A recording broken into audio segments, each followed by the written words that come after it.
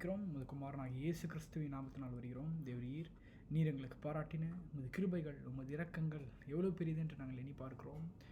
கர்த்தாவே, நீர் எங்களுக்காக ஜீவனை தந்தீர், அதை நாங்கள் விசுவாசிக்கிறோம். தேவரீர், நீர் எங்களுக்கு கொடுத்த அந்த ஜீவனிலே கர்த்தாவே எங்களுக்கு ஒரு வாழ்வு உண்டு, அதை நாங்கள் நம்புகிறோம். கர்த்தாவே, எங்கள் வாழ்க்கையில் கர்த்தாவே நீர் எவ்வளோ நல்லவராக இருக்கிறீர். உம்முடைய வெளிச்சத்தையும் உமது சத்தியத்தையும் எங்கள் வாழ்க்கையை நீர் அனுப்பி எங்களை நேர்த்தியான பாதைகளில் எங்களை நடத்தி கொண்டு வருகிறீரே, அதற்காக உங்களுக்கு நன்றியிலும் சொத்திரங்களும் நாங்கள் ஏறெடுக்கிறோம். இப்போது கூட கர்த்தாவே, நீர் எங்களுக்கு உண்டு பண்ணி வைத்திருக்கிறதை எங்களுடைய கண்கள் காணவும், எங்களுடைய காதுகளால் நாங்கள் கேட்கவும் எங்களுக்கு கிருபை தாங்க. விசேஷமானமாய் தேவரீர், இன்றைக்கு கேட்க போகிற சத்தியங்களின் மூலமாய் எங்களுடைய வாழ்க்கையில் மிகப்பெரிய ஒரு மாற்றங்கள் உண்டாகட்டும்.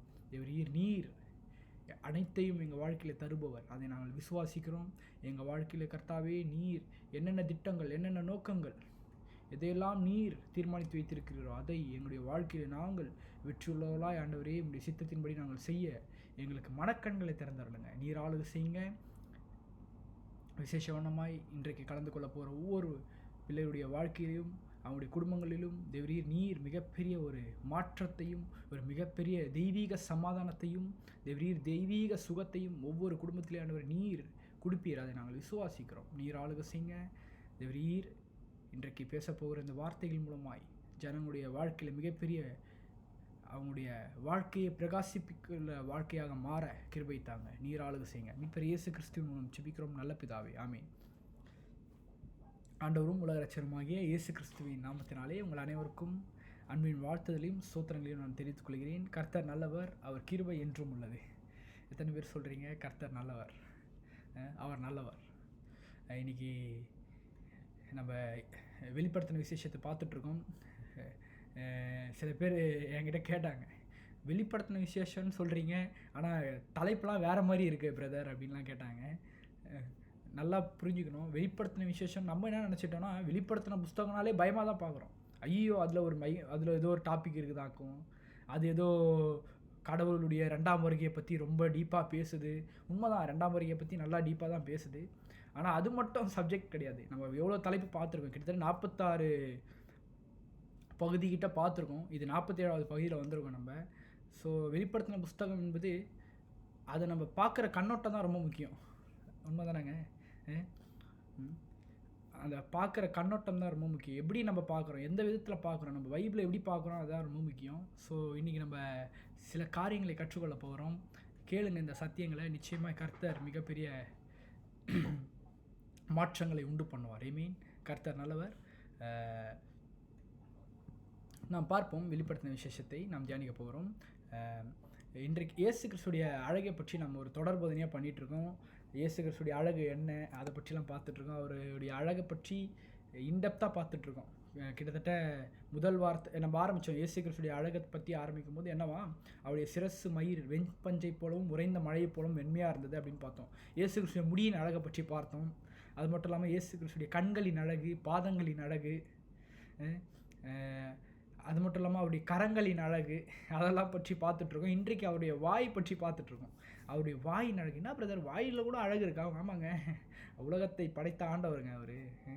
அப்போது அதெல்லாம் பற்றி நம்ம இன்டெப்த்தாக பார்த்துட்ருக்கோம். போன வாரம் நம்ம பார்த்தோம், இயேசு கிறிஸ்துடைய வாயினில் இருக்கிற அந்த அழகை பார்த்தோம். இன்றைக்கு என்ன பார்க்க போகிறோன்னா, அவருடைய அந்த வாயிலேருந்து புறப்படுகிற அந்த வார்த்தையில் இருக்கிற அழகை பார்க்க போகிறோம்.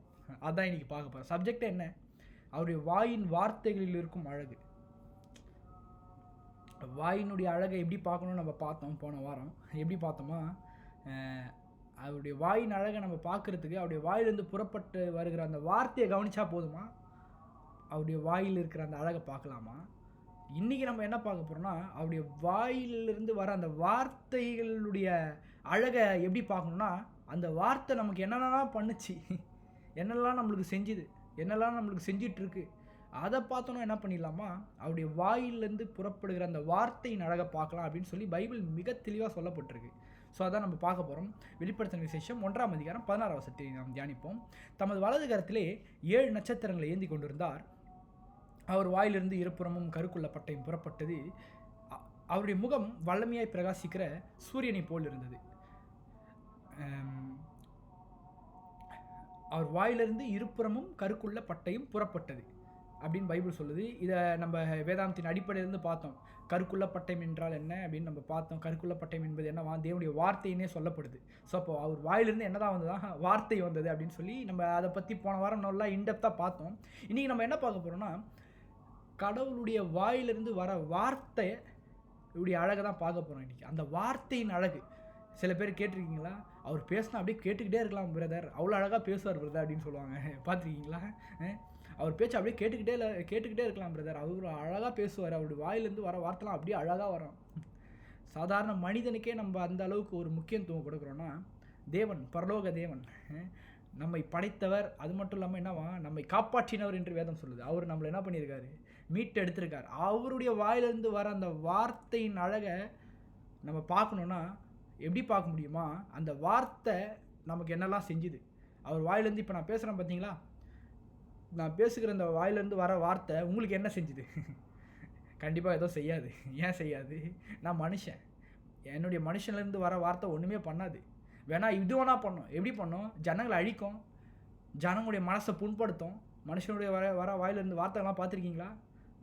ரொம்ப அனுபவிச்சிருக்கோம்ல நம்மலாம். அவங்க ஏதாச்சும் சொன்னாலே முடிஞ்சு போச்சு. ஐயோ இவங்க என்னடா இப்படி சொல்கிறாங்க அப்படின்னு வார்த்தை புண்படுற வார்த்தையாக பேசுவாங்க. பார்த்துருக்கீங்களா? அப்படியே இருதயத்தை கிழிக்கிற மாதிரி இருக்கும் ஜனங்களுடைய வார்த்தைகள்லாம். ஆனால் கர்த்தருடைய வார்த்தை வேறு. நம்ம அதை தான் பார்க்க போகிறோம். என்ன பார்க்க போகிறோம்னா, இயேசு கிறிஸ்துடைய வாயிலிருந்து வந்த வார்த்தைகள் நமக்கு என்னெல்லாம் செஞ்சுது, என்னெல்லாம் செய்ய போகுது, செஞ்சிட்ருக்கு. இதை பற்றி கொஞ்சம் இன்டெப்த்தாக பார்க்க போகிறோம். ஸோ கடவுளுடைய வாயின் வார்த்தைகளுடைய அழகை இன்றைக்கு பார்க்கலாம். வாங்க நம்ம பார்க்கலாம். வெளிப்படுத்தின விசேஷத்தில் 1ஆம் அதிகாரம் 16ஆம் வசனத்தில் இப்படியா சொல்லப்படுது. மறுபடியும் நம்ம படிக்கிறேன் பாருங்கள். அவர் வாயிலிருந்து இருபுறமும் கருக்குள்ள பட்டையும் புறப்பட்டது அப்படின்னு வசனம் வருது. அவர் வாயிலிருந்து என்னவா, இருபுறமும் கருக்குள்ள பட்டையும் புறப்பட்டது. ஓகே, கடவுளுடைய வார்த்தையில் இருக்கிற அந்த வாயின் வார்த்தையில் இருக்கிற அழகை நம்ம பார்க்கணுன்னா 2 காரியம் பண்ணணும். ஒன்று என்னவா, ஒன்று அவருடைய வாயின் வார்த்தைகள் நமக்கு என்ன செஞ்சதுன்னு ஃபஸ்ட்டு பார்க்கணும். 2வது அவருடைய வாயின் வார்த்தைகள் நமக்கு என்னெல்லாம் செஞ்சிட்ருக்குன்னு பார்க்கணும். 2 விதமாக பார்க்கணும். ஒன்று, கடவுளுடைய வாயிலிருந்து வந்த வார்த்தை என்னெல்லாம் செஞ்சுது நமக்கு. 2வது அவருடைய வாயின் வார்த்தைகள் நமக்கு என்னெல்லாம் செஞ்சிட்ருக்கு, என்ன செஞ்சுது, என்ன செஞ்சிட்ருக்கு. ஸோ ரொம்ப முக்கியம். வாயின் வார்த்தைகள் ரொம்ப முக்கியங்க. ஏன்னா வேதாகமத்தில் வார்த்தையினால தான் ஒரு மனுஷன் பிழைப்பான் அப்படின்னு சொல்லப்படுது. பார்த்துருக்கீங்களா? பைபிளுடைய நீங்கள் ஒட்டுமொத்தம் பைபிள்லேயே நீங்கள் அப்படியே எடுத்து நீங்கள் வச்சிங்கன்னா அதில் ஃபஸ்ட்டாக என்ன நிற்கணும், வார்த்தை தான் நிற்கும். ஏன்னா பைபிள் தெளிவாக சொல்லுது என்னவா, மனுஷன் அப்பத்தினால் மாத்திரமல்ல தேவனுடைய வார்த்தையிலிருந்து புறப்படுகிற ஒவ்வொரு வார்த்தையினாலும் பிழைப்பான். அப்போ அவர் வாயிலிருந்து வர ஒவ்வொரு வார்த்தையிலும் பிழைப்பு இருக்குது. எத்தனை பேர் நம்புறீங்க? கடவுளுடைய வாயிலிருந்து வர வார்த்தையிலிருந்து பிழைக்க முடியுமா? எப்படி பிரதர் பிழைக்க முடியும்? ஆமாங்க, உண்மையாக தான். அந்த வேலைக்காரன் சொல்கிறான்ல, கடவுள்கிட்ட வந்து என்னவா ஒரு சம்பவம் நடக்குது. என்னுடைய வேலைக்காரன் வந்து சொஸ்தமானு சொல்லி எஜமான் வந்து கடவுளை வேண்டான். அவன் எப்படி வேண்டான் பாருங்க. அவன் என்னவா, நீங்கள் உங்கள் வாயிலேருந்து ஒரு வார்த்தை வந்துட்டோம். என்னது, உங்கள் வாயிலேருந்து ஒரு வார்த்தை வந்தால் போதும், என் வேலைக்காரன் சொஸ்தமாயிடுவான் அப்படின்னு. அப்போது சும்மா இல்லைங்க, கடவுளுடைய வாயிலிருந்து வருகிற வார்த்தை வந்து நம்ம ஏதோ மேலோட்டமாக பார்த்துடுறோம். சொன்னார் பண்ணிட்டாரு, இல்லை அவர் வாயிலிருந்து வர வார்த்தைகள் நம்மளை வாழ வைக்கும். எத்தனை பேர் விசுவாசிக்கிறீங்க? இன்றைக்கு நம்ம பார்க்க போகிறோம் அவருடைய வாயிலிருந்து என்னென்ன வார்த்தைகள் நமக்கு வந்தது, இப்போ என்னென்னலாம் பண்ணிகிட்ருக்காரு, அதெல்லாம் பார்க்கணும். ரொம்ப முக்கியம். ஏன்னா வாயின் வார்த்தைகளுக்கு கிறிஸ்தவத்துடைய போதனைகளில் ரொம்ப முக்கியமான ஒரு போதனை. நான் நிறைய போதனைகள் கேள்விப்பட்டிருக்கேன். குறிப்பாக சில போதனைகள்லாம் எங்களுடைய பாஸ்டர் பேசியிருக்காரு. என்னவா, வார்த்தையும் வாழ்வும் சொல்லி ஒரு போதனை பேசியிருக்காரு. வார்த்தையும் வாழ்வும். வார்த்தை கரெக்டாக இருந்தால் என்னவா, வாழ்வு கரெக்டாக இருக்குமா? அப்படி ஒரு போதனை. வார்த்தை கரெக்டாக இருந்தால் என்ன, வாழ்வு கரெக்டாக கண்டிப்பாக இருக்குமா? ஏன்னா பைபிளே ஸ்டார்டிங் நீங்கள் ஆதியாகமத்தில் நீங்கள் எடுத்தாலே என்ன ஆரம்பிக்கிறார் பாருங்கள். ஆதியாகமம் 1ஆம் அதிகாரத்தில் நம்ம படித்தாலே என்ன போடப்பட்டிருக்கு, ஆதியாகமம் 1ஆம் அதிகாரத்தில் தெளிவாக போடப்பட்டிருக்கு. பைபிளில் என்ன போடப்பட்டிருக்குன்னா, ஆதியாகமம் 1ஆம் அதிகாரத்தில் வசனம் தெளிவாக சொல்லப்படுது. 1ஆம் அதிகாரம் 1ஆம் வசனத்துலேயே வார்த்தை தான் யூஸ் பண்ணுறாரு கடவுள். அவர் வாயிலிருந்து வார்த்தை தான் வருது. பாருங்களேன், ஆதியிலே தேவன் வானத்தையும் பூமியும் சிருஷ்டித்தார்னா என்ன, கையை வச்சு ஏதாச்சும் பண்ணிட்டு இருந்தாரா கடவுள்? இல்லையே, வசனம் தெளிவாக சொல்லுது.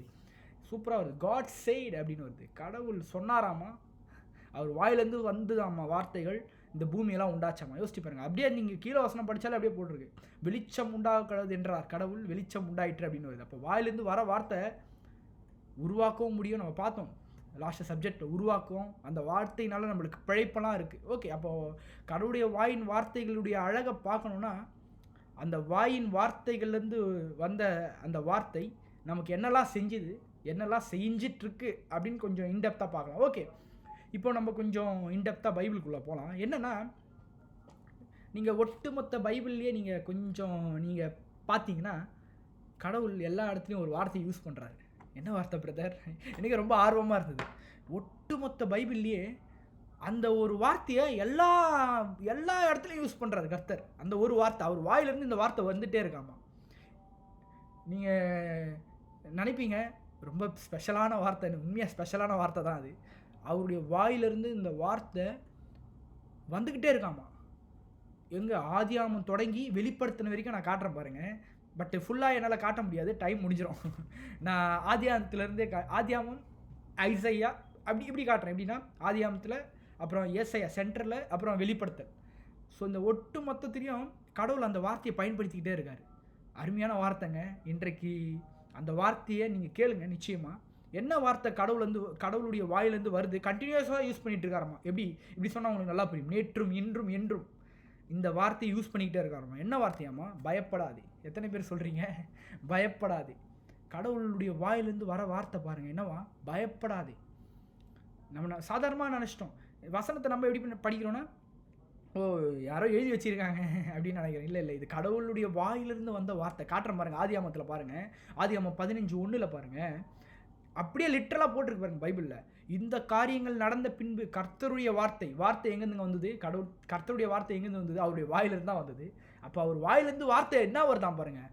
அவர் ஆபிரகாமே நீ பயப்படாதே என்றார், சொன்னார் அப்படின்னு வருது, பேசினார் அப்படின்னு வருது. அப்போது பயப்படாதே ரொம்ப முக்கியமான வார்த்தைங்க பைபிளில். ரொம்ப ரொம்ப முக்கியமான வார்த்தை. என்ன? பயப்படாதே. எத்தனை பேர் விசுவாசிக்கிறீங்க ரொம்ப முக்கியமான வார்த்தைன்னு? பயப்படவே கூடாது. கடவுள் சொல்லிட்டாருங்க, பயப்படாத. காட்டுறேன் பாருங்கள். ஏசையா 41:10 13 பாருங்கள். ஆரம்பிக்கும் போது எப்படி தான் ஆரம்பிக்கிறாரு? நீ பயப்படாதே அப்படின்றாரு. நீ பயப்படாதே. அவர் வாயிலேருந்து வர வார்த்தைங்க. இது ரொம்ப முக்கியம். யார் வாயிலேருந்து வருதுன்னு ரொம்ப முக்கியம். அதான் ரொம்ப முக்கியம். கடவுளுடைய வாயிலிருந்து இந்த வர வார்த்தைகள்லாம் ரொம்ப ரொம்ப முக்கியமான வார்த்தைகள். யார் வாயிலேருந்து வருது தான் பார்க்கணும். அப்போ நீ பயப்படாத அப்படின்னு சொல்கிறார் பாருங்க. நீ பயப்படாத, நான் உன் கூட இருக்கேன். திகையாத, நான் உன்னுடைய தேவனாக இருக்கேன். நான் உனக்கு பலப்படுத்துவேன், சகாயம் பண்ணுவேன் அப்படின்னு சொல்லிட்டு மறுபடியும் என்ன சொல்கிறாரு பாருங்க. உன் தேவனாய் இருக்கிற கர்த்தராகிய நான் உன் வலது கையை பிடித்து பயப்படாதே, நான் உனக்கு துணை நிற்கிறேன் என்று சொல்கிறேன். 2 டைம் சொல்கிறாருப்பா, பயப்படாத, நான் உன் கூட இருக்கேன். யோசிச்சு பாருங்கள், கடவுளுடைய வாயிலிருந்து பிறந்த அந்த வார்த்தைகள் எப்படி இருக்குது பாருங்கள். பயப்படாத அப்படின்றார். அது மட்டும் இல்லாமல் வெளிப்படுத்தின விசேஷம் 1:17 பாருங்கள். வெளிப்படுத்தின விசேஷம் 1:17 நான் அவரை கண்டபோது சத்தானை போல அவருடைய பாதத்தில் விழுந்தேன். அப்பொழுது அவர் தம்முடைய வலது கரத்தை என் மேல் வைத்து என்னை நோக்கி பயப்படாது. ஆதியாமம் தொடங்கி வெளிப்படுத்தின வரைக்கும் எல்லாத்துலேயும் இந்த வார்த்தை இருக்குது. என்ன? பயப்படாதப்பா, பயப்படாத. ஏன் பயப்படக்கூடாதுன்னா அவர் சொல்லிட்டார். யார்? வானத்தையும் பூமியும் உண்டாக்கின கடவுள் சொல்லிட்டாருங்க, பயப்படாத அப்படின்றாரு. பயப்படாத அப்படின்றாரு. ஆனால் நம்ம என்ன பண்ணுறோம்? சில டைமில் என்ன பண்ணிடுறோம்? பயந்துடுறோம். ஏன்னா ஒரு காரியம் நல்லா புரிஞ்சுங்க. இயேசு கிறிஸ்துடைய வாயிலிருந்து வந்த இந்த வார்த்தையிலிருந்து வர அந்த வார்த்தையிலிருந்து வரும் அந்த பயப்படாத என்ற வார்த்தை அது எதை காட்டுதுன்னா, அவர் நேற்று இன்னைக்கு என்றென்றும் நமக்காக பேசுகிற இந்த வார்த்தை. அது நல்லா புரியுங்க. அதான் நான் ஆரம்பத்திலே சொன்னேன். இந்த பயப்படாதன்ற வார்த்தை கடவுள் நமக்காக ஆல்ரெடி என்னவா பாஸ்ட்டில் பேசி வச்சுருக்காரு, ப்ரெசென்ட்டில் பேசிகிட்டு இருக்காரு, ஃப்யூச்சர்லேயும் பேசுவார் இந்த வார்த்தை. அதுதான் இந்த பயப்படாதன்ற வார்த்தை. அப்போ நம்முடைய கடந்த காலத்துலேயும் நிகழ்காலத்துலேயும் எதிர்காலத்துலேயும் எல்லாவற்றிலையும் இந்த வார்த்தை என்ன பண்ணோம்? நமக்காக பேசுகிறாரு, பேசி கொண்டிருக்காரு, பேசுவார். அப்போ ரொம்ப முக்கியம். பயப்படான்றது அவர் சொல்லியிருக்காருங்க. நான் என் வகையில் சொல்லுங்க, கடவுள் சொல்லியிருக்காரு பயப்படாதீங்க அப்படின்றார். ஏன்னா நம்முடைய வாழ்க்கையில் ரொம்ப பயப்படுகிற சூழ்நிலை வந்தாலும் அவருடைய வாயின் வார்த்தையை புகழணும். என்ன பிரதர் சொல்கிறீங்க? ரொம்ப பேடான சிச்சுவேஷனில் எப்படி பிரதர் கடவுளுடைய வாயின் வார்த்தையை புகழணும், எப்படி பிரதர் உங்களால் சொல்ல முடியுது அப்படின்னு நீங்கள் கேட்பீங்க. தாவீது அப்படி தான் பண்ணார்.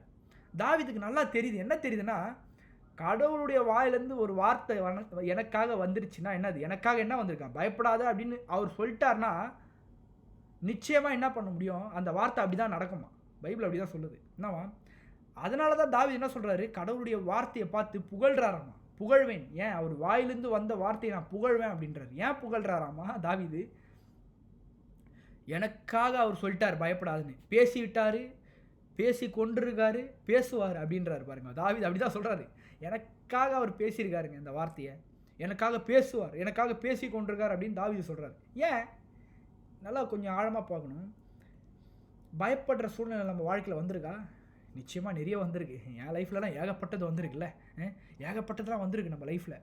பயப்படுற காரியங்கள் வரும்போது அந்த டைமில் ரொம்ப முக்கியமான விஷயம் என்னென்னா, அந்த டைமில் கடவுளுடைய வாயிலிருந்து இந்த வந்த வார்த்தை, அந்த வார்த்தையை நினச்சி புகழணும் கடவுளை. என்ன பிரதர் சொல்கிறீங்க, பயப்படுறமான சூழ்நிலை வந்தால் எப்படி பிரதர் புகழ முடியும் கடவுளுடைய வார்த்தையை வச்சு? எவ்வளோ கஷ்டமான காரியம் பிரதர் அது அப்படின்வாங்க. இல்லை அதுதான் ரொம்ப இம்பார்ட்டன்ட். அந்த டைமில் தான் நம்மளுடைய விசுவாசத்தை காட்டணும். இல்லை அவர் சொல்லியிருக்காரு, அந்த டைமில் நீங்கள் என்ன பண்ணணும், வசனத்தை ஞாபகம் வச்சுக்கணும். கடவுள், ஆமாம் கடவுள் சொல்லியிருக்காரு பாரு, பயப்படாதன்னு சொல்லியிருக்காரு, நான் பயப்படவே மாட்டேன், அவருடைய வார்த்தையை தான் புகழ போகிறேன். அதுதான் தாவீது ஏன் பைபிள் சொல்லுது, இருதயத்துக்கு ஏற்ற தாசன் என்று பைபிள் சொல்கிறார்.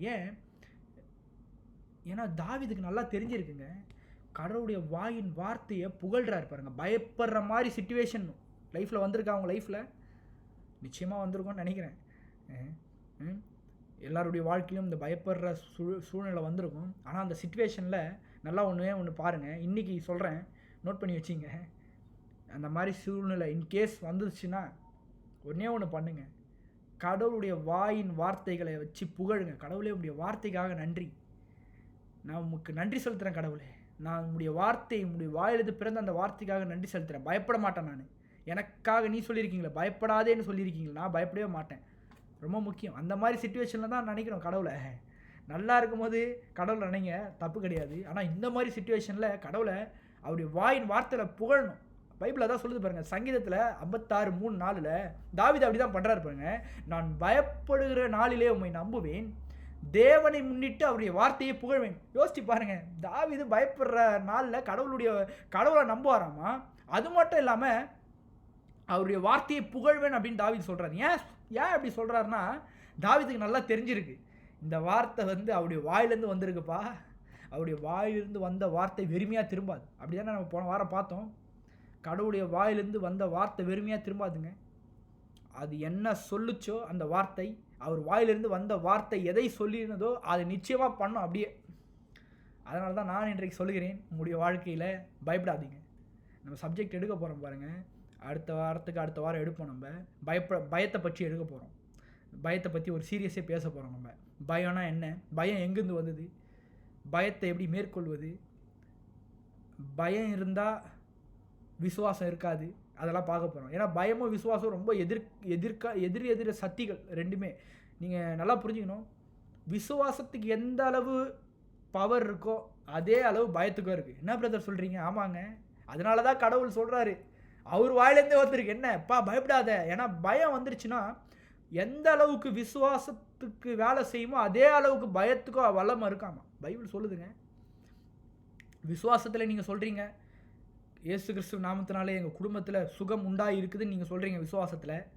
இதே பயந்துகிட்டே இருந்து நீங்கள் ஏதாச்சும் ஆகிடுமோ, அப்படி ஆகிடுமோ, இப்படி ஆகிடுமோ, அப்படி ஆகிடுச்சுன்னா என்ன பண்ணுறது, அது பயம் வந்துருச்சுன்னா கண்டிப்பாக ஆகும். ஏன்னா யோபுல அப்படி தான் சொல்லப்பட்டிருக்கு. யோபு என்ன சொல்கிறாரு, நான் பயந்த காரியம் எனக்கு நேரிட்டது அப்படின்றார். ஏன் பயம் அப்படியே விசுவாசம் மாதிரியே, விசுவாசம் எப்படி விசுவாசிக்கிறோமோ அப்படியே விசுவாசம் நம்மளுக்கு எப்படி எடுத்து, ஒரு காரியத்தை நீங்கள் நம்புறீங்கள்ல அந்த காரியம் அப்படியே நடக்குதா, அதே போல் பயத்தை நீங்கள் அப்படியே பயம் உள்ளே வச்சுக்கிட்டே இருந்தீங்கன்னா நீங்கள் அந்த பயந்த காரியம் அப்படியே உங்களுக்கு நடந்துடும்.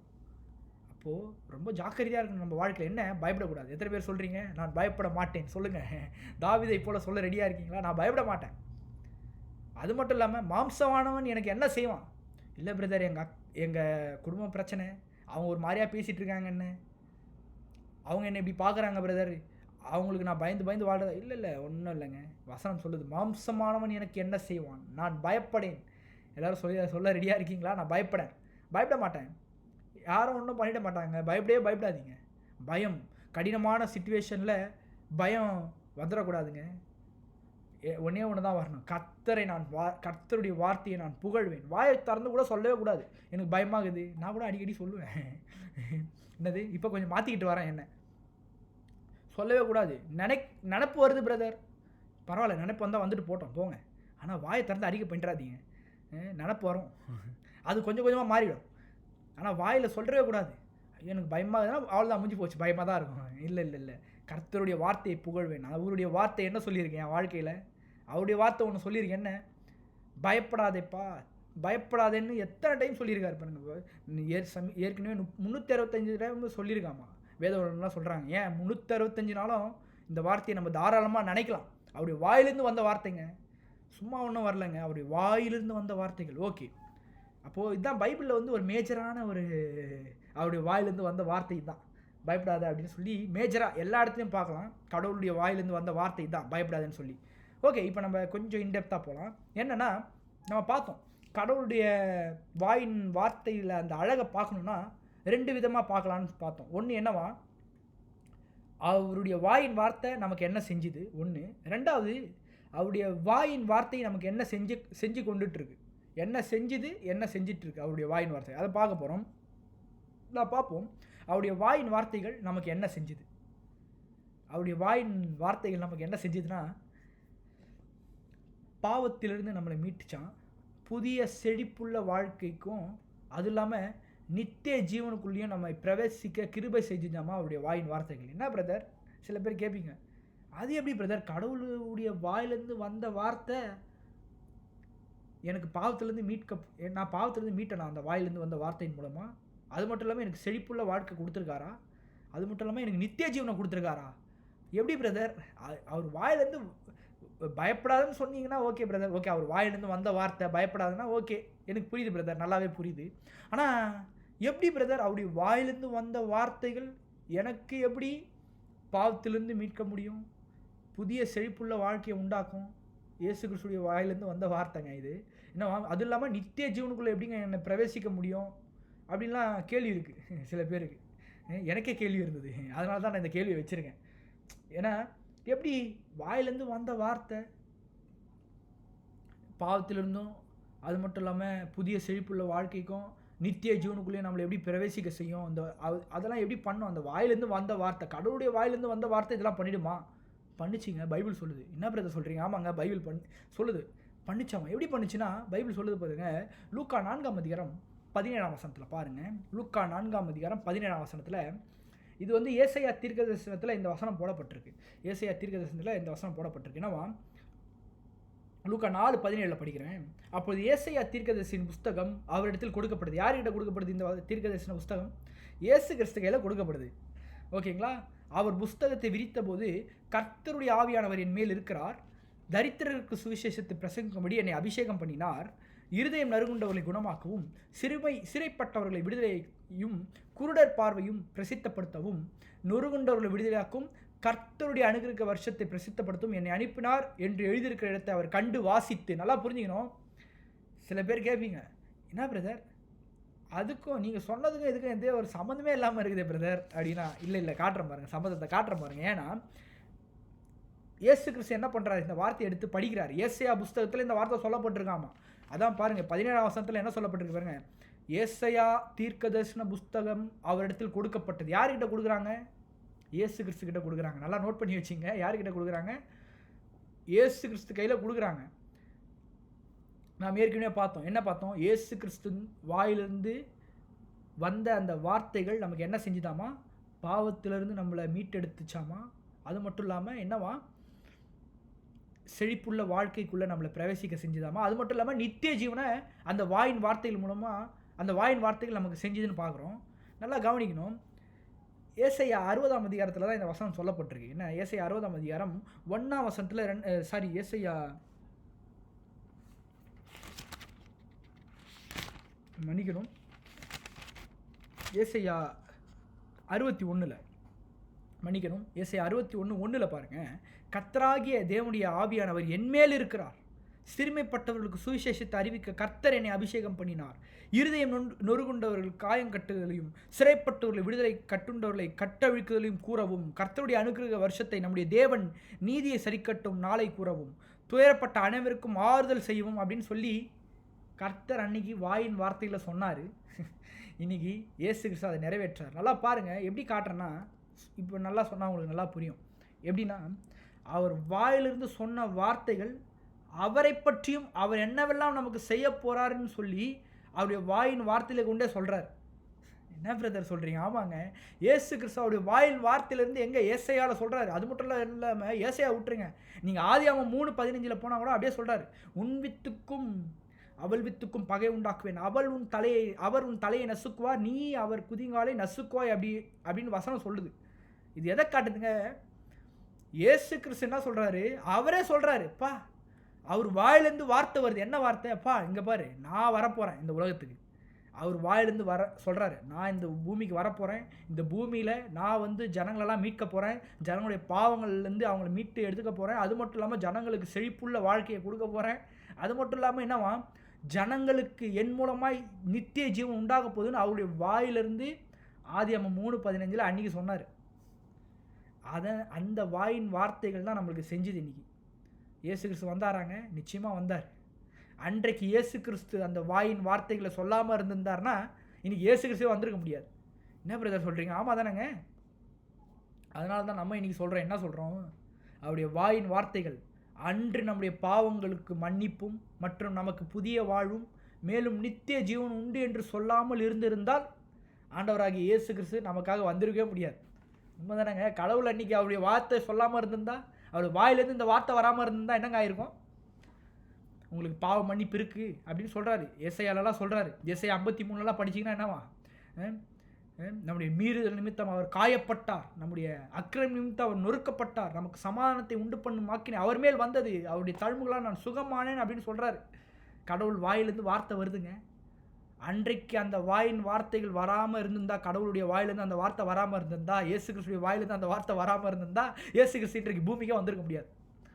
அப்போது வாயின் வார்த்தைகள், அவருடைய வாயின் வார்த்தைகள் நமக்கு என்ன செஞ்சுருக்கு பாருங்கள். இயேசு கிறிஸ்துவே வர வச்சிருக்கு, அவரே இறக்கி வர வச்சிருக்கு. எத்தனை பேர் விசுவாசிக்கிறீங்க? இயேசு கிறிஸ்து என்னும் உலக ரட்சகர் வருவார் என்று அவருடைய வாயின் வார்த்தைகளே சொல்லிட்டார். அன்னைக்கு அவருடைய வாயின் வார்த்தைகள் சொல்லாமல் இருந்திருந்தா இன்றைக்கு இயேசு கிறிஸ்து என்கின்ற அந்த தெய்வம் இன்றைக்கு உலகத்தில் வந்திருக்க முடியாது. அவர் அன்றைக்கு வாயில் சொன்னார். கடவுளுடைய வாயின் வார்த்தைகள் பாருங்கள், அவருடைய வாயின் வார்த்தைகளில் சொன்னதுனாலே என்ன பண்ணுறாரு? அவர் சொல்லிட்டாரு. உடனே என்ன பண்ணுறாரு? கடவுள் மனிதனாய் உலகத்தில் வராரு, வந்து நம்முடைய பாவங்களுக்காக அவர் மரித்து நம்மளுக்கு புதிய வாழ்வை கொடுக்குறாரு. புதிய வாழ்வுனா என்ன? செழிப்புள்ள வாழ்வு. ரொம்ப நல்லா புரிஞ்சுக்கணும். சமீபத்தில் கூட நான் பேசிகிட்டு இருந்தேன் என்னுடைய தாயார் கூட. நல்லா புரிஞ்சுங்க. சில பேர் சொல்லுவாங்க, என்ன சொல்லுவாங்கன்னா,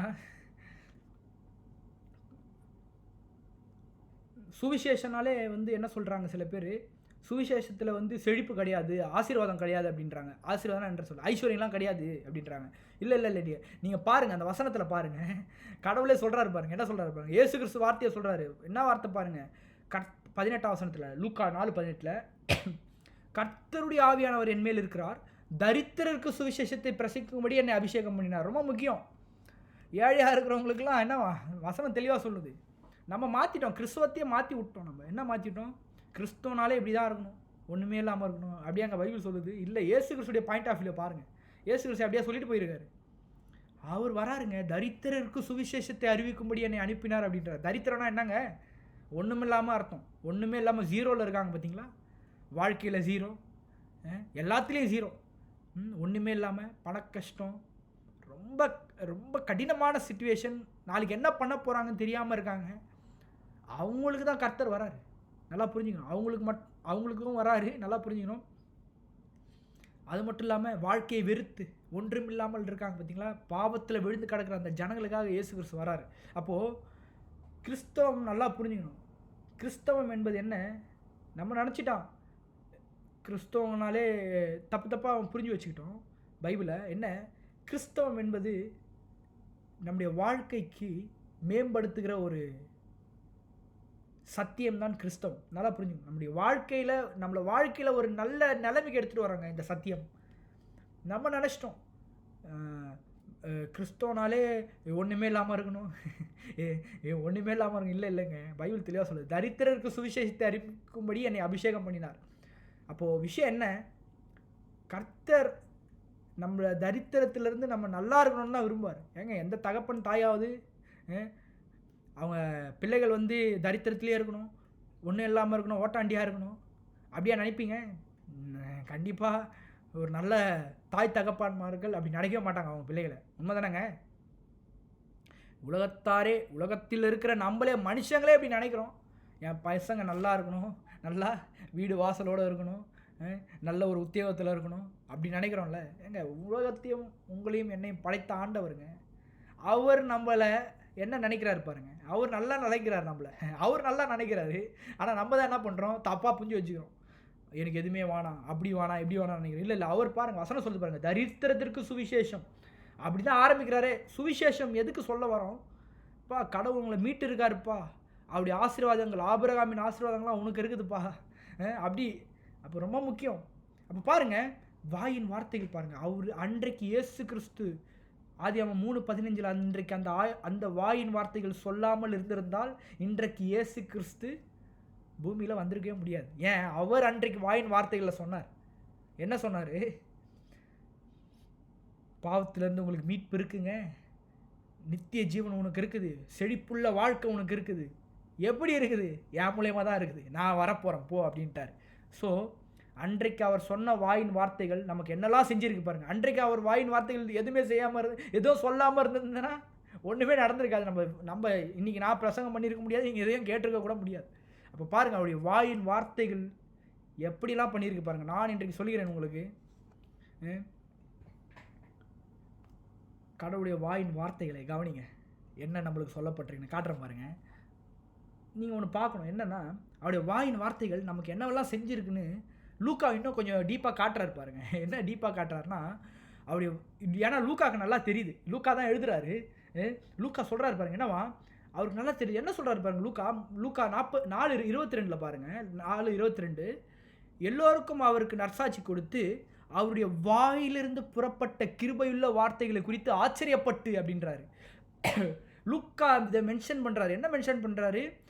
கடவுளுடைய வாயிலிருந்து புறப்பட்ட வார்த்தைகள் எப்படி இருக்காமா, கிருபை உள்ளதாக இருக்குதுப்பா அப்படின்றார். ஏன் கிருபை உள்ளதாக இருக்குது? இப்போ உங்களுக்கு நல்லா புரியும். ஏன், அன்றைக்கு இயேசு கிறிஸ்து ஆதியாகமம் 3:15 அந்த வார்த்தை சொல்லாமல் இருந்திருந்தார்னா, என்ன வார்த்தை? உன் வித்துக்கும் ஸ்திரீ வித்துக்கும் பகை உண்டாக்குவேன், அவர் உன் தலையை நசுக்குவார்னு இயேசு கிறிஸ்து அன்றைக்கி சொல்லாமல் இருந்திருந்தார்னா இன்றைக்கு இயேசு கிறிஸ்து பூமியில் வந்திருக்க முடியாது. ஏன், அவருடைய வாயின் வார்த்தைகள் சொன்னபடியே பண்ணுவாருங்க. ஒரு பாட்டு ஒன்று சமீபத்தில் கேட்டேன், என்னென்னா, சொன்னதை செய்வார், செய்யாத ஒன்றையும் அவர் சொல்லவே மாட்டார், அவர் வாக்கு பண்ணுவார், அவர் விசிட் பண்ணுவார்னு ஒரு பாட்டு அருமையாக இருந்தது. என்னவா, சொன்னதை செய்வாருங்க, செய்யாத ஒன்றையும் அவர் சொல்லக்கூட மாட்டாராமா. யோசிச்சு பாருங்க, அன்றைக்கு அவர் வாயின் வார்த்தைகளில் சொன்னார், இன்றைக்கு அவரே வந்துட்டார். அதனால தான் லூக்கா இப்படி சொல்கிறார் பாருங்க. என்னவா, இயேசு கிறிஸ்து வாயிலிருந்து புறப்படும் வார்த்தைகள் எப்படி இருக்காமா, கிருபையுள்ள வார்த்தைகள் என்று லூக்கா சொல்கிறார். நான் இன்றைக்கி சொல்கிறேன், உங்கள் வாழ்க்கையில் இயேசு கிறிஸ்து அன்று நம்மை மீட்பதற்காக சொன்ன வார்த்தை 2023 வருடங்களுக்கு முன்பு அவர் வந்து என்ன பண்ணார், அவர் சொன்னபடி மீட்டுட்டார் நம்மளை. அதே போல் இன்றைக்கு ஆண்டவராக இயேசு கிறிஸ்து நமக்காக அவருடைய வாயின் வார்த்தைகளை சொல்லிட்டு போயிட்டார். என்ன வார்த்தை தெரியுமா? எத்தனை பேர் விசுவாசிக்கிறீங்க என்ன வார்த்தையாக இருக்கும்னு? அன்றைக்கு இயேசு கிறிஸ்து சொல்லிட்டு போனாருங்க. என்றைக்கு? ஆதியாகமம் 3:15 ஆதாம் கிட்ட சொன்னார், நான் வருவேன், பாவத்திலேருந்து மீட்பேன் அப்படின்னு சொல்லி வாயின் வார்த்தைகள் சொன்னார். அந்த வாயின் வார்த்தைகள் மூலமாய் அவர் என்ன பண்ணுறாரு, பூமிக்கு வராரு, மனிதனாய் வராரு. கடவுள் மனிதனாய் வராருங்க. மனிதனாய் வந்து நம்முடைய பாவங்கள்லேருந்து நம்மளை மீட்டு நம்மளுக்கு ஒரு புதிய ஜீவனை கொடுத்து நம்மளுக்கு ஒரு மிகப்பெரிய ஒரு வாழ்க்கையை உண்டு பண்ணி கொடுத்துட்டு போயிட்டாரு. அது மட்டும் இல்லாமல் நம்மளுக்கு சொல்லிட்டும் போயிருக்காரம்மா. மறுபடியும் அவர் வாயிலேருந்து வார்த்தை வந்து சொல்லிட்டு போயிருக்கு. என்னவாமா யோவான் 15:7, நீங்கள் என்னிலும் என் வார்த்தை உங்களிலும் நிலைத்திருந்தால் நீங்கள் கேட்டுக்கொள்வது எதுவோ அது உங்களுக்கு செய்யப்படும். ஏமேன். எத்தனை பேர் விசுவாசிக்கிறீங்க? சிம்பிளாக மூணே தான். நீங்கள் என் கூட இருங்க, என் வார்த்தை உங்களுக்குள்ளே இருக்கணும், போதும், நீங்கள் கேளுங்க, அப்புறம் நான் உங்களுக்கு செய்கிறேன் அப்படின்ட்டார். என்னவா, நீங்கள் என்னிலும்னா என்னது, கடவுளை நம்பணும் அப்படின்றாரு. எப்பா என்ன நம்பு ஃபஸ்ட்டு, நான் இருக்கேன் உனக்கு, நான் இருக்கேன், நான் தான் உலகத்தின் ரட்சகர், நீ என்னை கடவுளை நம்பு, நீ என்னை நம்புப்பா அப்படின்றாரு. அது மட்டும் இல்லாமல் என் வார்த்தையை உங்களுக்குள்ளே வச்சுக்கோ அப்படின்றாரு. அவருடைய வார்த்தை எப்படிங்க எங்களுக்குள்ளே வைக்க முடியும்? அதுக்கு நீங்கள் என்ன பண்ணணும்? பைபிளை படிக்கணும். பைபிளை படிக்க தான் அவருடைய வார்த்தை உங்களுக்கு நல்லா தெரியும். எந்தெந்த சிச்சுவேஷனில் எந்தெந்த வார்த்தையை நான் பயன்படுத்தணும்னு அப்படின்னு உங்களுக்கு தெரியணும்னா அவருடைய வார்த்தை உங்களுக்குள்ளே இருக்கணும். அவருடைய வாயிலேருந்து வந்த அந்த வார்த்தையை நீங்கள் என்ன பண்ணணும்? நோட் பண்ணி வச்சுக்கணும் உங்கள் இருதயத்தில். அப்படி வச்சுக்கிட்டிங்கன்னா நீங்கள் என்னென்னலாம் கேட்குறீங்களோ அதெல்லாம் நிச்சயமாக கொடுப்பாராங்க. என்ன பிரதர் சொல்கிறீங்க? உண்மையா பிரதர்? ஆமாங்க, உண்மைதாங்க. இன்றைக்கி கடவுளுக்குள்ளே ஒரு வேலை இல்லை பிரதர், நான் கடவுளுக்குள்ளேயே வரல பிரதர். வாங்க, இன்றைக்கு வாங்க, கடவுளுக்குள்ளே வாங்க, அவருடைய வார்த்தையை உங்கள் இருதயத்தில் வைங்க. அதெல்லாம் ஒரு காரியம் புரிஞ்சுக்கணும். யோவான் 1:1 பைபிள் என்ன சொல்லுது? ஆதியிலே வார்த்தை இருந்தது, அந்த வார்த்தை தேவனாக இருந்தது, அந்த வார்த்தை தேவனோடு இருந்தது.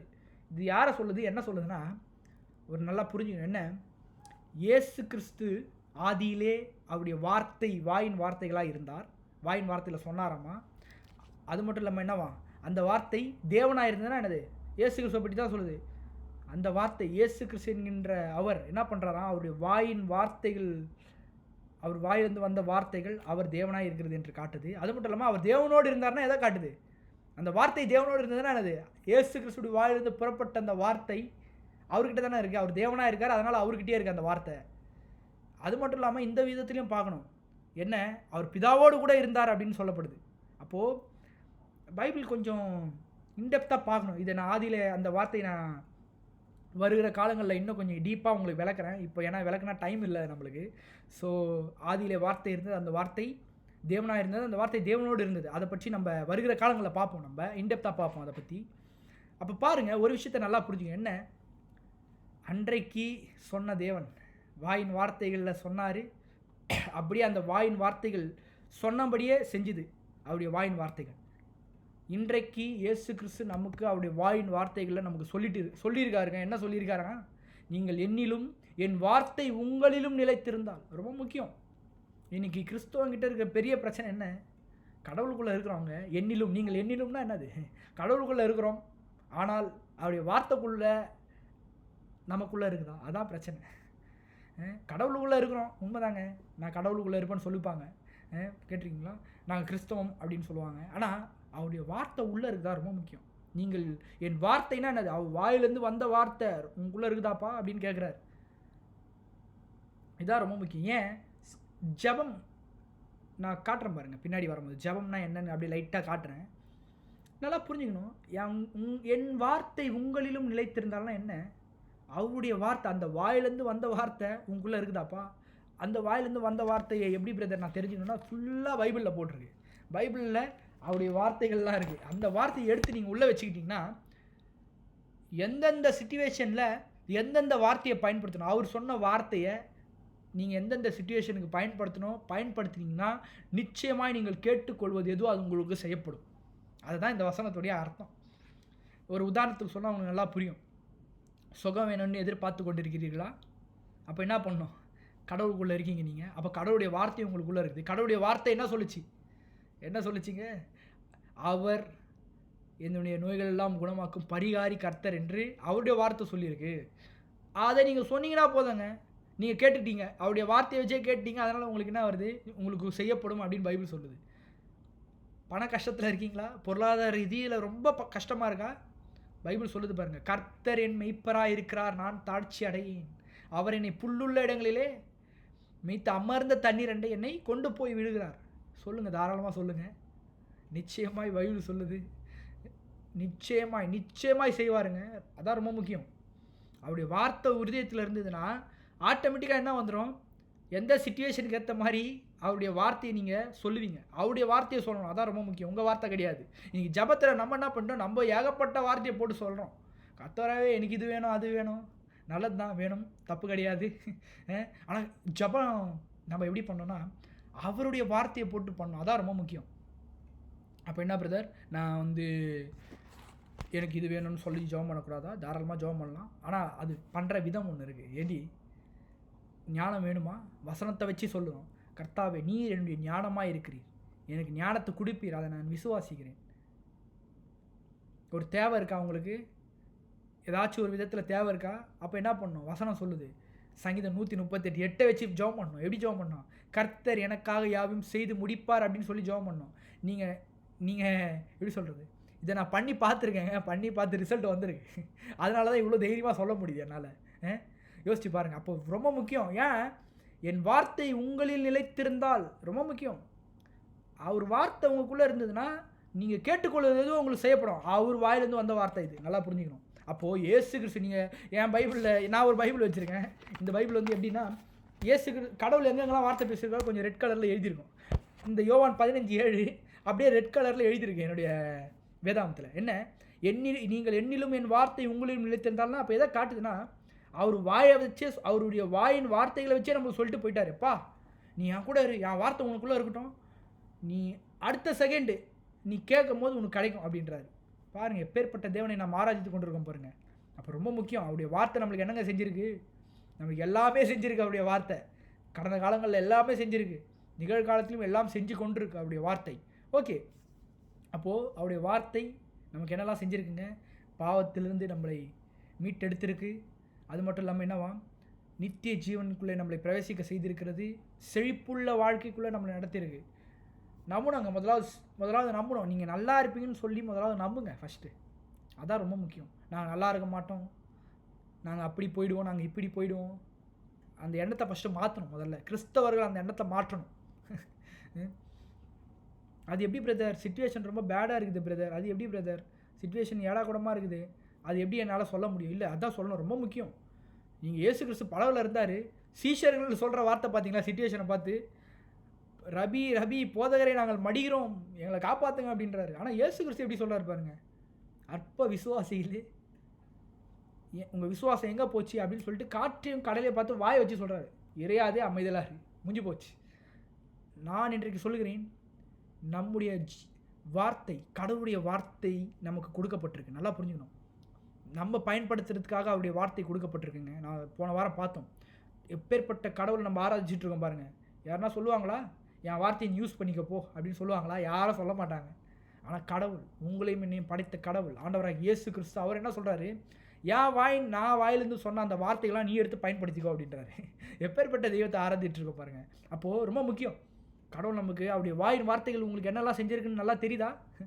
அவருடைய வாயிலிருந்து வந்த வார்த்தைகள் சொன்னதுனால தான் இயேசு கிறிஸ்துவை நமக்காக பூமிக்கு வந்திருக்காரு. அவர் அன்றைக்கு இயேசு கிறிஸ்து அன்றைக்கு வாயிலிருந்து சொன்ன வார்த்தைகள் மூலமாக தான் அவர் இன்றைக்கு பூமியில் வந்தார் அன்றைக்கு. அதே போல் இன்றைக்கு இயேசு கிறிஸ்து அவருடைய வாயிலிருந்து அவருடைய வார்த்தை சொல்லப்பட்டிருக்கு. என்னவா? நீங்கள் என் வண்ணிலும் என் வார்த்தை உங்களில் இருக்கட்டும்ப்பா, நீங்கள் கேட்டுக்கொள்வது எதுவோனா ப்ராக்கெட்டில் என்ன வேணால் போட்டுங்க, நல்ல காரியங்களை போட்டுங்க, தவறான காரியங்களை போடாதீங்க. நல்ல காரியங்களை போட்டு என்ன வேணா கேளுங்க. சொல்கிறாரு, எதை ஒன்றா கேளு, என் வார்த்தையின் அடிப்படையில் கேளு அப்படின்றார். சுகம் வேணுமா? நானே இந்த நோய்கள் எல்லாம் குணமாக்கும் பரிகாரி. படிப்பு கொடுக்குற ஞானம் வேணுமா? கர்த்தருக்கு பயப்படுகிற ஞானத்தின் ஆரம்பம் என்று சொல்லப்பட்டிருக்கு. சாலமோனுக்கு கொடுத்த அந்த ஞானம், அப்பேற்பட்ட ஞானத்தை தேவன் எனக்கு கொடுப்பார் அப்படின்னு சொல்லி ஜெபம் பண்ணுங்க. ரொம்ப முக்கியம். கர்த்தர் எவ்வளோ நல்லவர் பாருங்கள். உங்களுக்கு இருதயத்துக்கு ஏற்ற மாதிரி, நீங்கள் இருதயத்தில் ஒன்று நினச்சிட்டு இருக்கேன் பிரதர், அதுக்கு ஏற்ற மாதிரியே கடவுள் எனக்கு செய்யணுமா? ஜெபம் பண்ணுங்கள். எப்படி ஜெபம் பண்ணுறது? சங்கீதம் 24 என்ன சொல்லப்பட்டிருக்கு? உமது மன விருப்பத்தின்படியே அவர் உனக்கு தந்தருள்வார், உமது ஆலோசனையெல்லாம் கர்த்தர் நிறைவேற்றுவார். நீங்கள் எதிர்பார்க்கும் முடிவை எரேமியால சொல்லப்பட்டிருக்கு. என்னவா? நீங்கள் எதிர்பார்த்திருக்கும் முடிவை நான் உங்கள் பேரில் நினைத்திருக்கிற நினைவுகளை அறிவேன், அவைகள் தீமைக்கல்ல சமாதானத்துக்கான நினைவுகள். இந்த மாதிரி ஜபத்தை வச்சு பண்ணும்போது கர்த்தர் என்ன பண்ணுறாரு? கேட்குறாரு, ரொம்ப ஆவலாக கேட்குறாரு. எத்தனை பேர் விசுவாசிக்கிறீங்க? ஏன்னா அவருடைய வார்த்தை அது. எத்தனை பேர் நம்புறீங்க? கர்த்தர் கேட்பார். ஓகே, நம்ம போவோம். ஓகே, ஒன்று என்ன பார்த்தோம்? கடவுளுடைய வாயின் வார்த்தைகள் எனக்கு என்னெல்லாம் செஞ்சதுன்னு பார்த்தோம். நம்மளுக்கு என்னெல்லாம் செஞ்சுருக்குங்க அவருடைய வாயின் வார்த்தைகள்? எல்லாம் செஞ்சுருக்கு. ஓகே, இப்போது அவருடைய வாயின் வார்த்தைகள் எனக்கு என்னெல்லாம் செஞ்சிட்ருக்கு? நமக்கு என்ன செஞ்சிட்ருக்காமா? அவருடைய வாயின் வார்த்தைகள் நமக்காக பரிந்து பேசி கொண்டிருக்கார் மற்றும் நமக்கு கற்றுத்தரார். கடவுளுடைய வாயிலிருந்து வந்த அந்த வார்த்தை வந்து நமக்கு என்னெல்லாம் செஞ்சிட்ருக்காமா? பரிந்து பேசி கொண்டிருக்கிறான்னு சொல்லுது. பரிந்து பேசுகிறதுனா என்னது? ஒரு மீடியேட்டர் நமக்காக பேசிகிட்ருக்காரு. நம்ம ஏதாச்சும் பண்ணிட்டோன்னா ஒரு அட்வொகேட் மாதிரி நிற்கிறார் நம்ம கூட. எத்தனை பேர் விசுவாசிக்கிறீங்க? கடவுளுடைய வார்த்தை நமக்கு அட்வொகேட் மாதிரி இருக்குது. காட்டுறேன் பாருங்கள். 1 யோவான் 2 நாம் படிப்போம். 1 யோவான் 2:1 என் பிள்ளைகளே, நீங்கள் பாவம் செய்யாதபடிக்கு உங்களுக்கு எழுதுகிறேன். ஒருவன் பாவம் செய்வானானால் நீதிபரராக இருக்கிற, இங்கிலீஷில் சூப்பராக வருது, தமிழ் அட்வொகேட்டாக இருக்கிற அப்படின்னு வருதுல்ல. நீதிபரர்னா யார்? நீதிபதி. நீதிபரராக இருக்கிற இயேசு கிறிஸ்து நமக்காக பிதாவிடத்தில் பரிந்து பேசுகிறவராக இருக்கிறார். என்னவா பரிந்து பேசுகிறவராக இருக்கிறாராம்மா? ஏன் பரிந்து பேசுகிறாருன்னா, இந்த வசனத்தில் ஒன்று பாருங்கள். என்னவா யோவான் வந்து கடவுளுடைய வார்த்தை வந்து நம்மளுக்கு என்னெல்லாம் செஞ்சிட்ருக்குன்னு காட்டுறாரு இந்த வசனத்தில். 1 யோவான் 2:1 என்ன செஞ்சிட்ருக்காமா, நம்ம ரட்சிக்கப்பட்ட பின்பு பாவம் செஞ்சோன்னா நமக்கு மன்னிப்பை தரும்படி அவருடைய வாயின் வார்த்தைகள் நமக்காக மன்னிப்பை தரும்படி பரிந்து பேசுகிறாராமா. என்ன பிரதர் சொல்கிறீங்க? கொஞ்சம் டிஃப்ரெண்ட்டாக இருக்குல்ல? கொஞ்சம் கவனிங்க. என்னென்னா, இதை உடனே எடுத்துக்கிட்டு சில பேர் எப்படி நினைப்பாங்கன்னா, அப்போ எவ்வளோனா பாவம் செஞ்சுக்கலாம், சிலர் அப்படியே நினைப்பாங்கள்ல, எவ்வளோனா பாவம் செஞ்சுக்கலாம், கடவுள் நமக்கு மன்னிப்பே தந்துக்கிட்டே இருப்பார், பரிந்து பேசுவார் கடவுள். ஏன்னா அவருடைய வாயின் வார்த்தைகள் வேறு, பிரதர் வேறு சொல்லிட்டாரு, கடவுளுடைய வாயின் வார்த்தைகள் பரிந்து பேசிக்கிட்டே இருக்கும் நமக்காக அப்படின்ட்டாரு. ஏன்னா வசனமாக அப்படி தான் போட்டிருக்கு பாருங்கள். என்ன போட்டிருக்குன்னா, ஒருவன் பாவம் செய்வானானால் நீதிபரராக இருக்கிற இயேசு கிறிஸ்து நமக்காக பிதாவிடத்தில் பரிந்து பேசுகிறவராக இருக்கிறார். அப்போது நம்ம எப்படி நினச்சிட்றோன்னா, நம்முடைய மனிதனுடைய மென்டாலிட்டி எப்படி இருக்குது பாருங்கள். நம்ம எவ்வளோ வேணா செஞ்சுக்கலாம், கடவுள் நமக்கு மன்னிப்பை கொடுத்துக்கிட்டே இருப்பார். உண்மைதாங்க, மன்னிப்பை தருவார். என்ன பிரதர் நீங்களே எப்படி சொல்கிறீங்க? ஆமாங்க, மன்னிப்பை தருவாருங்க. எவ்வளோ பாவம் செய்யலாம், கடவுள் தான் நமக்கு மன்னிப்பை தரும்படி பரிந்து பேசிக்கிட்டே இருப்பாரா? நிச்சயமாய். எவ்வளோ பாவம் செய்யலான்னு சொல்ல வரல, பாவங்கள் செய்தால் மன்னிப்பை தருவார். எத்தனை டைம் செஞ்சாலும் மன்னிப்பை தருவார். என்ன பிரதர் சொல்கிறீங்க, இப்படி பேசுகிறீங்களே பிரதர்? நான் விசுவாசிக்கிறேன், அவர் எவ்வளவு முறை நான் பாவம் செய்தாலும் மன்னிப்பை தருவார், பரிந்து பேசுவார். அன்றைக்கு ஆபிரகாம் கிட்ட சொன்னார், எத்தனை முறை மன்னிக்கணும் அப்படின்னாரு.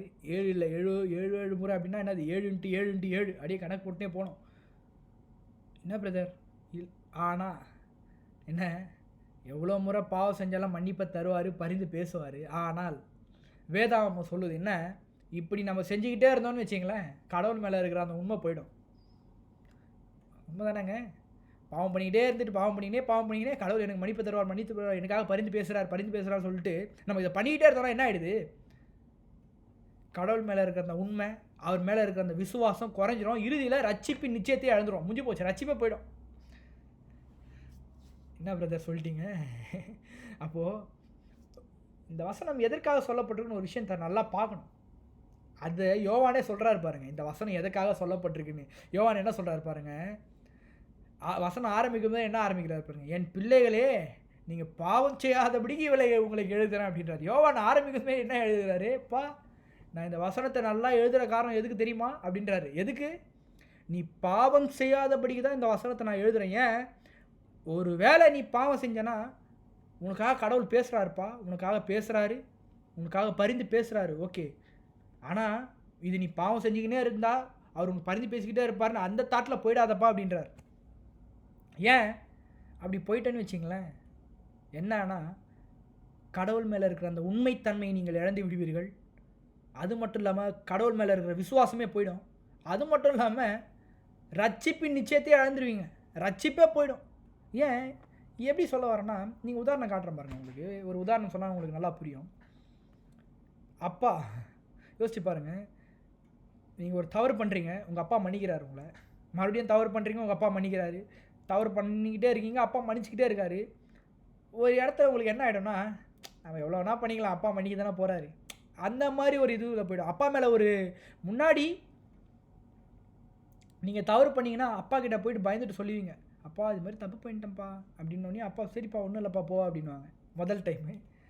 அடுத்த டைம்லாம் என்ன ஆகிடும், அவர் தான் நான் பார்த்துக்கலாம், அந்த மாதிரி ஒரு மைண்ட் செட் வந்துடுவீங்க. அப்பா மேலே இருக்கிற அந்த மரியாதை போயிடும், அப்பா மேலே இருக்கிற அந்த நம்பிக்கை போயிடும். நம்ம எவ்வளோ பண்ணாலும் அவர் பண்ண தான் போகிறாரு போ, அந்த மரியாதை போயிடும், அந்த உண்மையின்மை போயிடும் அப்பா கிட்ட. அது மட்டும் இல்லாமல் அப்பா மேலே விசுவாசமே வைக்க மாட்டீங்க, அவர் என்ன பண்ணாலும் அதான் சொல்ல போகிறாரு, பரவாயில்ல போ அப்படின்ற ஒரு இந்த அப்பா மேலே இருக்கிற அந்த விசுவாசமே போயிடும்.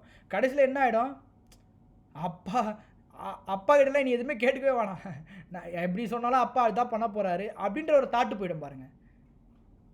நல்லா புரிஞ்சுக்கணும், நாம் வசனத்தை கொஞ்சம் ஜாக்கிரதையாக படிக்கணும். யோவான் எப்படி சொல்கிறாரு பாருங்கள், என் பிள்ளைகளே நீங்கள் பாவம் செய்யாதபடிக்கு இவைகளை உங்களுக்கு எழுதுகிறேன். பாவம் செய்யக்கூடாதுப்பா, அதுக்கு தான்ப்பா நான் எழுதுறேன். ஒரு வேளை பண்ணிட்டியா? நமக்காக பிதாவிடத்தில் பரிந்து பேசிகிட்டு இருக்காரு கடவுள். உண்மைதான், அவருடைய வாயின் வார்த்தைகள் நமக்காக பரிந்து பேசிகிட்டு இருக்காரு. பேசுறதுனா என்னதுங்க?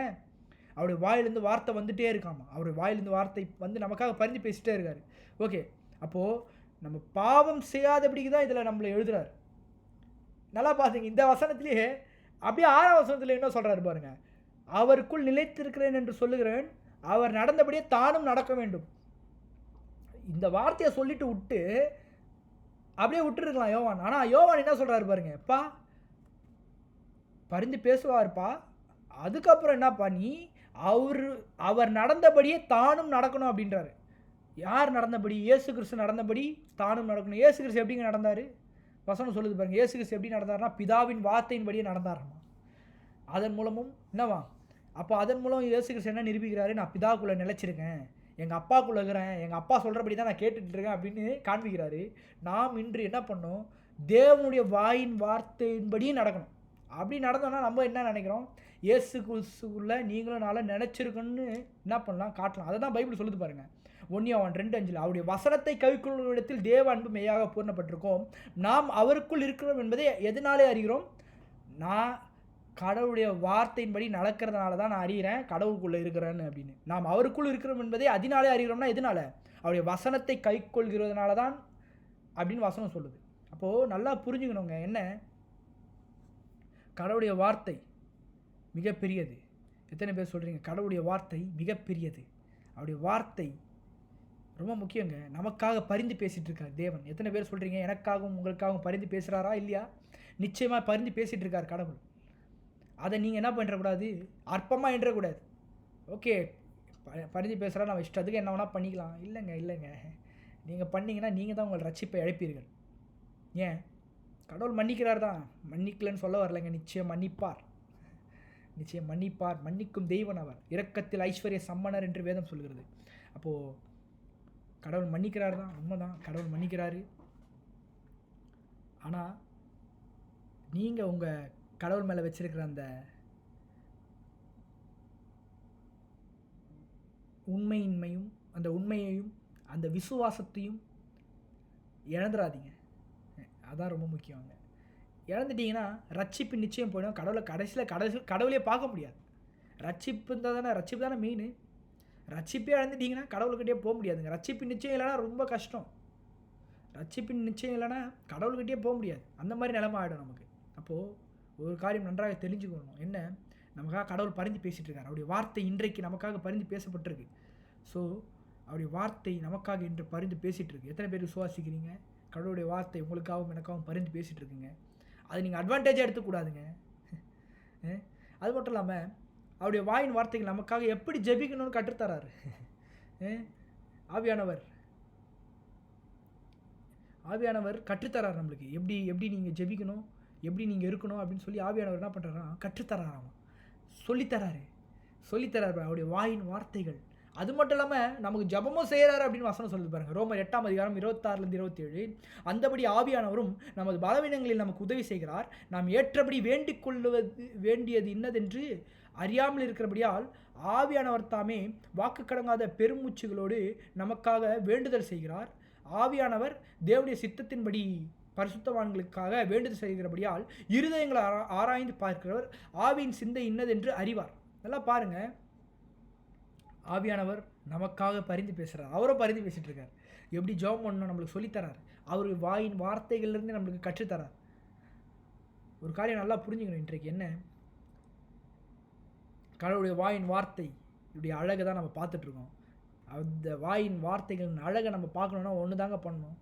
அந்த வாயின் வார்த்தைகள் மூலமாக எனக்கு என்ன செய்தது, எனக்கு என்ன செய்யப்பட்டிருக்கு, என்ன செய்யப்பட்டு கொண்டிருக்கு, அதை நீங்கள் நினச்சாலே போதும். என்ன?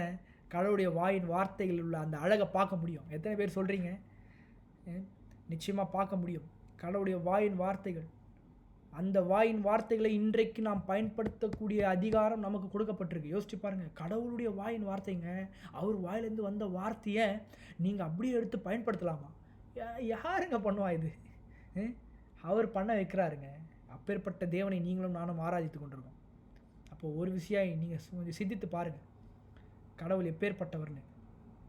எவ்வளோ நல்லவர் பாருங்கள் கடவுள். அவருடைய வாயின் வார்த்தைகள் நமக்கு என்னெல்லாம் செஞ்சுருக்கு பாருங்கள். அன்றைக்கு அவருடைய வாயின் வார்த்தைகள் செஞ்சுருக்கு. அதனால தான் இன்றைக்கு நாம் ஜீவனோடு வாழ்கிறோம். அன்றைக்கு சொன்ன வாயின் வார்த்தைகள் தான் எத்தனை பேர் விசுவாசிக்கிறீங்க? அவர் வாயிலேருந்து வந்த வார்த்தைங்க அது. அப்போது அவருடைய வாயின் வார்த்தையில் உள்ள அழகை பார்க்க, அவருடைய வாயின் வார்த்தைகள் நமக்கு என்ன செஞ்சுது, என்ன செஞ்சிட்ருக்குன்னு பார்த்தா போதும் கடவுளுடைய வாயின் வார்த்தைகளை நிச்சயமாக பார்க்க முடியும். எத்தனை பேர் விசுவாசிக்கிறீங்க? கடவுளுடைய வாயின் வார்த்தைகளை நான் பார்த்து விட்டேன். அந்த வாயின் வார்த்தையில் உள்ள அழகை பார்த்துட்டிங்களா? நிச்சயமாக பார்த்துருப்பீங்க, நான் நம்புகிறேன். ஒரு காரியம் கடவுள் நமக்கு கற்றுத்தரார், பரிந்து பேசுகிறார். நீங்கள் ஒரு விஷயம் அவரை பாருங்கள், கண்ணோக்கி பாருங்கள். எப்படி பார்க்கணும் கடவுளை? கர்த்தாவே, உங்களுடைய வாயின் வார்த்தைகள் என்னை வாழ வச்சிருக்கு, நிச்சயமாக வாழ வைக்கும், அதை நான் விசுவாசிக்கிறேன். நீங்கள் பயப்படாதுன்னு சொன்னீங்களே, நான் பயப்பட மாட்டேன், எதை கண்டும் பயப்பட மாட்டேன். அவருடைய வாயிலிருந்து வந்த வார்த்தைகள் மூலமாக இயேசு கிறிஸ்துவே பூமிக்கு அவரே வர வச்சுது. அந்த வாயின் வார்த்தை அவருடைய வாயின் வார்த்தை தான். இயேசு கிறிஸ்துடைய வாயின் வார்த்தையே பரலோகத்திலிருந்து பூமிக்கு வர வச்சுது. அவர் சொன்ன அந்த வாயின் வார்த்தை. இன்றைக்கு நான் சொல்லுகிறேன், உங்களுடைய வாழ்க்கையில் அவருடைய வாயின் வார்த்தைகள் மூலமாய் உங்களுடைய வாழ்க்கையில் சுகம், பலன், ஆரோக்கியம், சமாதானம், செழிப்பு உண்டாயிருக்கிறது. அவர் சொல்லிட்டார் தெரியுமா? கர்த்தரின் மெய்ப்பராக இருக்கிறார், நான் தாட்சி அடைவேன். அது மட்டும் இல்லாமல் என்னவா, கர்த்தர் எனக்கு சகாயர், மனுஷன் எனக்கு என்ன செய்வான் என்று சொல்லலாமே. அவருடைய ஜீவனுள்ள வாயின் வார்த்தைகள்லாம் இதெல்லாம் சொல்லப்பட்டிருக்கு. அவர் வாயிலேருந்து சொல்லியிருக்காருங்க. இந்த வார்த்தை உங்களுக்காக சொல்லப்பட்டிருக்கு, எனக்காக சொல்லப்பட்டிருக்கு. உன்னதமானவரின் மறைவில் இருக்கிறவன் சர்வ வல்லவருடைய நிழலில் தங்குவான். வாதை எங்கள் கூடாரத்தை அணுகாது, பொல்லாப்பு எங்களுக்கு நேரிடாது. அவர் வாயிலேருந்து வந்த வார்த்தைங்க இதெல்லாம். அந்த வார்த்தையை பயன்படுத்துங்க. நிச்சயமாய் வெற்றி உள்ளவர்களாக நாம் வாழ்வோம். வருகிற நாட்களில் நாம் இயேசு கிறிஸ்துடைய முகத்தின் அழகை பார்க்க போகிறோம். கண்ணுடைய அழகை பார்த்தோம், அவருடைய தலையினுடைய அழகை பார்த்தோம், அவருடைய பாதங்களின் அழகை பார்த்தோம், அவருடைய கரங்களின் அழகை பார்த்தோம், அவருடைய வாயின் அழகை பார்த்தோம். ஸோ வருகிற காலங்களில் அடுத்த வாரம் நம்ம இயேசு கிறிஸ்துடைய முகத்தின் அழகை பார்க்க போகிறோம். அவருடைய முகம் எப்படி இருக்குது? சின்ன வயசில் எனக்கு ரொம்ப ஆசை, கடவுளுடைய முகத்தை பார்க்கணும். அப்படியே வந்துடுவாரா, வந்தால் அப்படியே பார்க்கலாமா அப்படி. ஆனால் வருகிற வாரத்தில் நீங்களும் நானும் ஏற்கனவே பார்த்து கொண்டிருக்கிறோம் இயேசு கிறிஸ்துடைய முகத்தின் அழகை. எப்படி பிரதர்? நம்ம பார்ப்போம் அடுத்த வாரம். கர்த்தர் உங்களை ஆசீர்வதிப்பார். கர்த்தர் நல்லவர். நாம் ஜெபிப்போம், நாம் ஜெபித்து நாம் முடிப்போம். we are always blessed. எத்தனை பேர் சொல்கிறீங்க? நம்ம எப்பொழுதுமே ஆசீர்வதிக்கப்பட்டவர்கள். முன்னாடி நான் we are blessed தான் போட்டிருந்தேன். இப்போ நம்ம மாற்றியாச்சு. என்ன? we are always blessed. நாம் எப்பொழுதும் ஆசீர்வதிக்கப்பட்டவர். ஏன்? அவர் சொல்லிட்டார், அவர் வாயிலேருந்து வந்துருச்சு. என்ன? உனக்குள்ளே சந்ததி ஆசீர்வதிக்கப்படும் அப்படின்ட்டாரு. உனக்குள்ளேனா யார்? கிறிஸ்துவுக்குள்ளே நம்ம ஆசீர்வதிக்கப்பட்டிருக்கோம். கிறிஸ்துவுக்குள்ளே என்னவா? ஆம் என்றும் ஆமேன் என்றும் அவருடைய வாக்குத்தத்தங்கள், ஆசீர்வாதங்கள்லாம் நமக்கு கொடுக்கப்பட்டிருக்கு. ஸோ அதனால் என்ன? Always blessed. எப்போவுமே பிளஸ்டு தான். ஏன்? கடவுளுக்குள்ளே இருந்தீங்கன்னா எப்போவுமே பிளஸ்டு தான். Always blessed. எத்தனை பேர் சொல்கிறீங்க? கடவுளுள்ள இருக்கீங்களா? அவருக்குள்ளே இருங்க. அவருடைய வார்த்தை உங்களுக்குள்ளே இருக்கட்டும். நிச்சயமாக கடவுள் ஆண்டவராக இயேசு கிறிஸ்து நீங்கள் எதை கேட்டாலும் நிச்சயமாக செய்வாருங்க. அவருடைய வாயின் வார்த்தைகள் படியே நீங்கள் கேளுங்க, நிச்சயமாக அவர் செய்வார். ஏமீன். கர்த்தர் நல்லவர். நாம் ஜெபிப்போம், நாம் ஜெபித்து முடிப்போம். நல்ல பிதாவே, நன்றியோடு கூட துதிக்கிறோம். தேவரீர், நீர் எவ்வளோ நல்லவர், எவ்வளோ வல்லவர், அதை நாங்கள் நம்புகிறோம். நம்முடைய வாயிலிருந்து வந்த வார்த்தைகள் எங்களை பிழக்க செய்திருக்கிறது. வேதம் சொல்லுகிறபடியே மனுஷன் அப்பத்தினால் மாத்திரமல்ல, கர்த்தருடைய வாயிலிருந்து புறப்படுகிற ஒவ்வொரு வார்த்தையினாலும் பிழைப்பான் என்று சொன்னவர். இன்றைக்கு கேட்டுக்கொண்டிருக்கிற ஒவ்வொரு ஜனங்களுடைய வாழ்க்கையிலும் நீர் பிழைக்க செய்திருக்கிறீர்கள். எப்பேற்பட்ட சூழ்நிலைகள் எங்கள் வாழ்க்கையில் வந்திருந்தாலும் தேவரீர், நீர் எங்களை பிழைக்க செய்திருக்கிறீர். எங்களுடைய குடும்பங்களை நீர் பிழைக்க செய்திருக்கிறீர். எங்களுடைய உற்றார் உறவினர்களை நீர் பிழைக்க செய்திருக்கிறீர். கர்த்தாவே, எங்களுடைய வாழ்க்கை இன்னும் அதிகமாய் நீர் பிழைக்க செய்வீர். வேதம் சொல்லுகிறபடியே கர்த்தாவே, உடைய வாயிலிருந்து புறப்படுகிற வார்த்தையினாலே மனுஷன் பிழைப்பான் என்று சொன்னவர். இந்த ஜீவனுள்ள வாயிலிருந்து இந்த புறப்படுத்த அந்த வார்த்தையின் மூலமாய் நாங்கள் பிழைக்க எங்களுக்கு கிருபை தந்தீரே. அதற்காக நன்றிகளையும் சோத்திரங்களும் நாங்கள் ஏறெடுக்கிறோம். இன்னும் அதிகமாய் ஆழமாய் கிறிஸ்து இயேசுவில் உள்ள அன்பின் அகலம், நீளம், உயரம், ஆழம் என்னதென்று நாங்கள் அறிந்து கொள்ள எங்களுக்கு பிரகாசம் உள்ள மனக்கண்களை நீர் குடிப்பீராக. இப்போது கூட கலந்து கொண்ட ஒவ்வொரு பிள்ளைகளை நீர் ஆசீர்வதிங்க. அவருடைய தேவையெல்லாம் கிறிஸ்து இயேசுக்குள்ளே மகிமையிலே நிறைவாக்குங்க. ஒவ்வொரு குடும்பமும் இந்த ஜீவனுள்ள வார்த்தையை அறிந்திருக்கட்டும். பயப்படாதே, கடவுளுடைய வாயிலிருந்து வந்த வார்த்தை சொல்லிவிட்டது. நாங்கள் பயப்பட மாட்டோம், நாங்கள் கலங்க மாட்டோம் எதை குறித்தும். ஏனென்றால் நீர் சொல்லிவிட்டீர். நீர் நிச்சயமாக எல்லாவற்றையும் நன்மையாகவே செய்வீர். வேதம் சொல்கிறபடியே கர்த்தர் நன்மையானதையே செய்வார் என்ற வார்த்தையின்படியே தேவரீர், நீர் நிச்சயமாக எங்களுக்கு நன்மையானதை செய்வீர். அதை நாங்கள் நம்புகிறோம். நீர் ஆளுகை செய்யுங்க. மீட்பர் இயேசு கிறிஸ்துவின் மூலம் செபிக்கிறோம் நல்ல பிதாவே, ஆமீன். Thank you all. God bless you.